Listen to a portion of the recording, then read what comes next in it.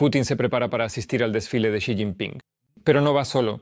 Llevará consigo como compañía también al dictador norcoreano, su amigo Kim Jong-un. Todo esto ocurrirá el 3 de septiembre. Pero ¿saben qué es lo más importante? Putin se reunirá con el líder chino antes de que lo haga Trump. Es decir, el terreno estará preparado. Y creo que nos esperan noticias muy serias después de la visita de Trump a Xi Jinping. De esto hablaremos, por supuesto, un poco más adelante, pero ahora hablemos de qué podría suceder en esa reunión. ¿Por qué es tan importante para el maníaco del búnker reunirse con su amo Xi precisamente antes de la reunión con Trump? ¿Cuál podría ser su plan conjunto? Y también hablaremos de cómo Hungría está demandando a la Unión Europea, quiere anular la decisión de ayudar a Ucrania con los activos de sus amigos de Rusia. El líder alemán Merz declara abiertamente: por cierto, no queremos la capitulación de Ucrania. Esta es la posición común de Europa, porque esa capitulación le daría a los rusos la oportunidad de prepararse para una nueva guerra con la Unión Europea. Todo es simple, transparente y comprensible. Todos los detalles en el reportaje sobre lo que está sucediendo en el ámbito internacional. Después analizaremos todos los detalles junto con un experto internacional. Me llamo Alexander Prepodobny. Vamos allá. Putin se dirige a un lugar donde seguramente no lo arrestarán. El dictador del Kremlin irá a China por 4 días completos, donde le espera un programa de entretenimiento junto al líder de Corea del Norte, Kim Jong-un.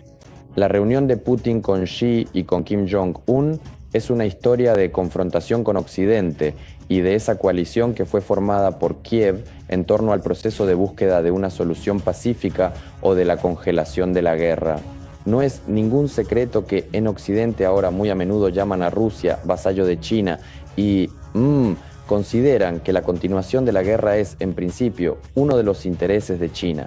Por eso Putin va a ver a su amo, a su camarada mayor, para asegurarse su apoyo, especialmente en medio de grandes problemas económicos.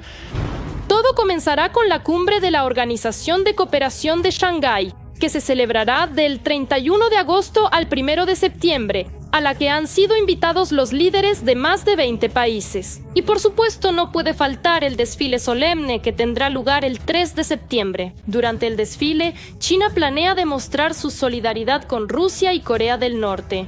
En la actualidad, la supervivencia del régimen ruso depende directamente tanto del apoyo económico como de la cooperación militar y de ese recurso político que China extiende sobre la Federación Rusa. Y es evidente a día de hoy que en general el mundo ha entrado en una especie de Guerra Fría 2.0, en la que ahora dos superpotencias principales, China y Estados Unidos, se enfrentan entre sí en diferentes campos de batalla. Pero lo interesante es que Putin se reunirá con Xi incluso antes que Trump, aunque el presidente de Estados Unidos ha declarado que está considerando la posibilidad de viajar a China, un viaje que podría realizarse este año o a principios de 2026. El objetivo de la visita probablemente sea continuar las negociaciones sobre un acuerdo comercial. A Xi en este momento no le conviene reunirse con Trump. Y precisamente este rechazo tan demostrativo a una reunión de este tipo es otro golpe al fundamento de Estados Unidos como principal actor geopolítico y al estatus de América como policía mundial. Por esa razón, en cuanto a una posible reunión personal entre el presidente Xi Jinping y el presidente Trump, yo no me adelantaría todavía, porque parece que la República Popular China va a intentar sabotear esa importante iniciativa del presidente estadounidense y además utilizarla para aumentar sus propios dividendos geopolíticos. Mientras tanto, en Rusia hay claramente una escasez de mano de obra. El Servicio de Inteligencia Exterior de Ucrania informa que el Kremlin está reclutando mujeres de países pobres para trabajar en sus fábricas de ensamblaje de shaheds, y lo hacen de manera engañosa. En Sudáfrica, para el reclutamiento, utilizaron las estructuras de los BRICS. El Ministerio de Asuntos de la Mujer instó a los jóvenes a estar atentos. Las autoridades han iniciado una investigación sobre las actividades de las empresas rusas. Orbán se está rebelando. Hungría intenta impugnar ante los tribunales la decisión de la Unión Europea de utilizar los ingresos de los activos rusos congelados para financiar la ayuda a Ucrania. Entonces, en marzo de 2025, la decisión se tomó pasando por alto la opinión de Budapest. En el contexto jurídico, efectivamente, Hungría puede utilizar este argumento de que la decisión se tomó sin su participación, teniendo en cuenta las normas legales de la Unión Europea. Pero también existe un aspecto político que en este caso es aún más importante. En la actualidad, de hecho, en el centro de Europa se están llevando a cabo debates bastante activos sobre la reestructuración o reforma del proceso de toma de decisiones. Hoy en día es evidente para todos que Hungría y Eslovaquia están apoyando directamente a Rusia. En la noche del 28 de agosto, Rusia llevó a cabo otro ataque contra Kiev con drones y misiles. Se sabe que hay heridos y fallecidos. Esperamos la reacción de China ante lo que está ocurriendo. China ha instado en repetidas ocasiones a que no se amplíe la guerra y a un alto el fuego. Esto no sucede por culpa de Rusia. Esperamos la reacción de Hungría. La muerte de niños debería provocar emociones mucho más fuertes que cualquier otra cosa. Esperamos la reacción de todos en el mundo que han pedido la paz, pero que ahora guardan silencio con más frecuencia que adoptan posturas de principios. Pero quien realmente entiende en serio las intenciones de Rusia es el canciller de Alemania, Friedrich Merz. Él declaró que Alemania no quiere la capitulación de Ucrania y que esto solo le daría a Rusia tiempo para prepararse para la próxima agresión. Petro Oleschuk se conecta a nuestra transmisión, politólogo. Petro, buenas tardes, nos alegra verte. Buenas tardes. Hablemos de que Putin va al desfile con Xi Jinping. Parece que debería llevar consigo a Kim Jong-un. Dígame, por favor, ¿qué significa esta reunión de dictadores en un solo lugar? Además, añadiré información general. Al desfile deben asistir Robert Fico, el presidente de Serbia, Aleksandar Vučić. Bueno, Fico es el primer ministro, para quien no lo sepa, de Eslovaquia. Alexander Lukashenko, por supuesto, quien se autodenomina presidente de Bielorrusia. También el presidente de Irán, el presidente de Indonesia y el presidente de la Asamblea Nacional de Corea del Sur. ¿Qué significa todo esto? Por favor, ¿podría contarnos? La Liga del Mal, el eje del mal al completo, se ha formado y está lista para actuar. ¿Sabe? Como en la vieja comedia Austin Powers, donde el Dr. Mal reunía a todos los supervillanos y los sentaba apropiadamente en una misma mesa. Bueno, ya sabe, en realidad es como la cristalización de lo que durante mucho tiempo hemos llamado el eje del mal. Pero al mismo tiempo, la mayoría de las veces el eje del mal se utiliza como una especie de giro periodístico, como diciendo que existe un cierto eje del mal que se opone al mundo libre, etc. y cosas por el estilo. Pero en realidad no es solo una expresión, es una realidad. Y es una realidad que evidentemente todos estos actores realmente perciben. Y evidentemente realmente están dispuestos a actuar como un frente unido.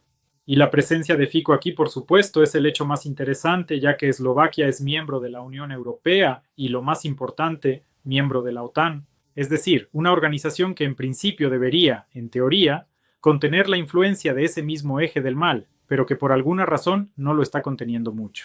Y la presencia propiamente dicha entre los líderes de la OTAN de figuras como Fico demuestra que la OTAN y Occidente en general tienen problemas bastante serios. Por eso sí, el eje del mal se está uniendo, consolidándose, mientras que Trump, digamos, no es que desintegre la unidad de Occidente, pero constantemente la pone en duda y bajo amenaza. Y de ahí surge la pregunta.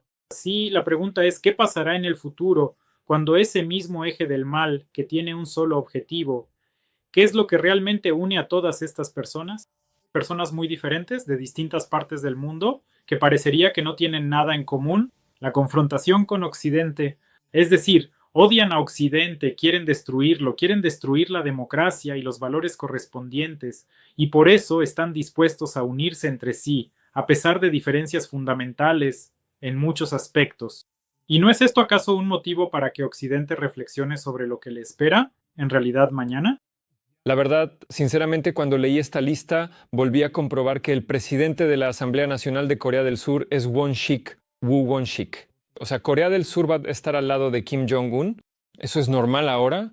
¿Y qué pasa con Corea del Sur, el mundo occidental, la amistad inseparable, la ayuda a Ucrania con proyectiles de artillería y todo eso? ¿O hay aquí algún matiz que se nos escapa?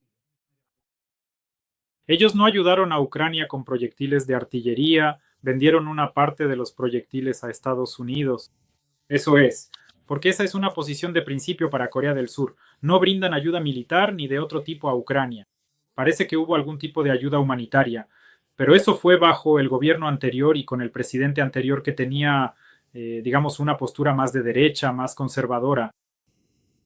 Pero ahora el expresidente de Corea del Sur está siendo juzgado. El presidente recién electo es de izquierda, probablemente uno de los presidentes más izquierdistas en la historia de Corea del Sur. Llegó al poder con la idea de reiniciar las relaciones con Corea del Norte, por cierto, con la ayuda de Rusia. Es decir, su programa incluye establecer buenas relaciones con Rusia, con China, para que ayuden a Corea del Sur a reiniciar y mejorar las relaciones con Corea del Norte, para que haya paz, amistad y armonía entre ellos.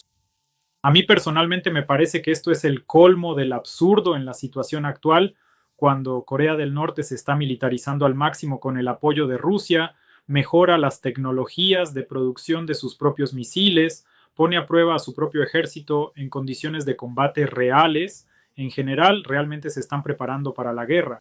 Pero en este momento, en Corea del Sur, ocurrió una especie de arrebato de izquierda que se refleja, entre otras cosas, en acciones como estas y en intentos de quedar bien con ambas partes. No será posible quedar bien con ambas partes, pero en realidad toda esta historia es bastante dramática, considerando el papel que Corea del Sur desempeña en general en el mundo occidental como portadora de tecnología, de métodos avanzados y herramientas de producción. Peter, vamos a resumir. Lo clave para nosotros es que Putin se reunirá con Xi Jinping, también estará el amiguito Kim, y ellos deben elaborar una posición común respecto a Trump, porque después Trump se reunirá con Xi Jinping, ya después de este encuentro. Entonces, dígame, ¿qué espera usted, digamos, no tanto provocaciones, sino condiciones o exigencias que China le presentará a Trump cuando se reúna con Xi Jinping? Bueno, el interés estratégico de China, por supuesto, radica en que Rusia no debe salir de la esfera de influencia china bajo ninguna circunstancia.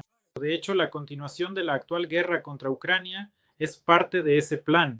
Bueno, es decir, la guerra continúa, no hay reinicio, Rusia continúa separándose de Occidente y en consecuencia se orienta hacia China. Y en principio todo está bien para China en este sentido.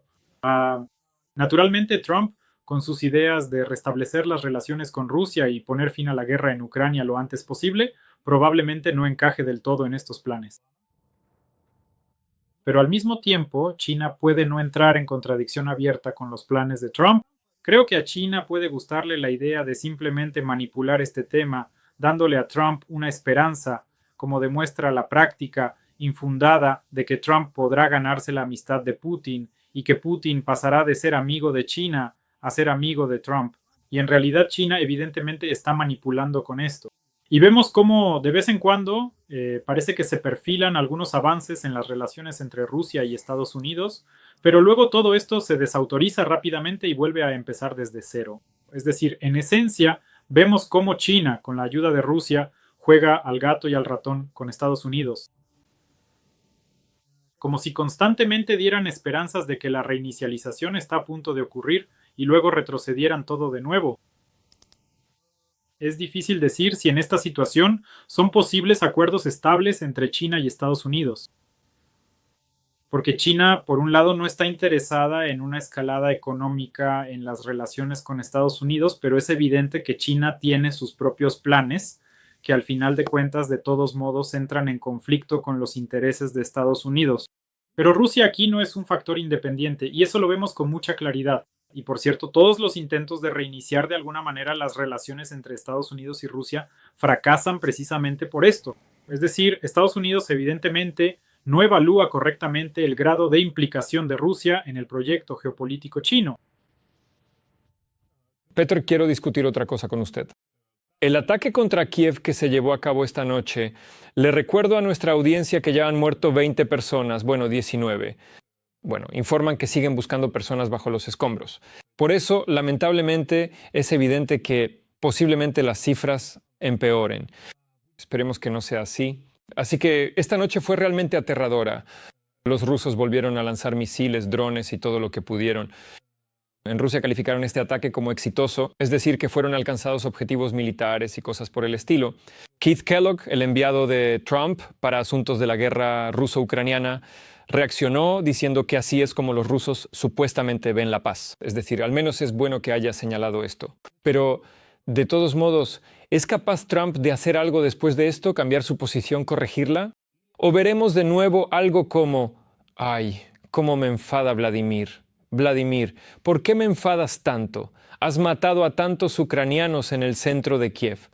¿Cuál es su valoración y pronóstico? Es significativo que solo haya respondido Kit Kellogg y además no de inmediato. Al mismo tiempo debemos entender que Kit Kellogg no es un funcionario oficial, es decir, no es el jefe del Departamento de Estado, ni el vicepresidente, ni un miembro de la administración. Es, digamos, un representante de Trump en calidad de voluntario. Es decir, sí, probablemente puede comunicarse con Trump y contarle algo, pero nada más.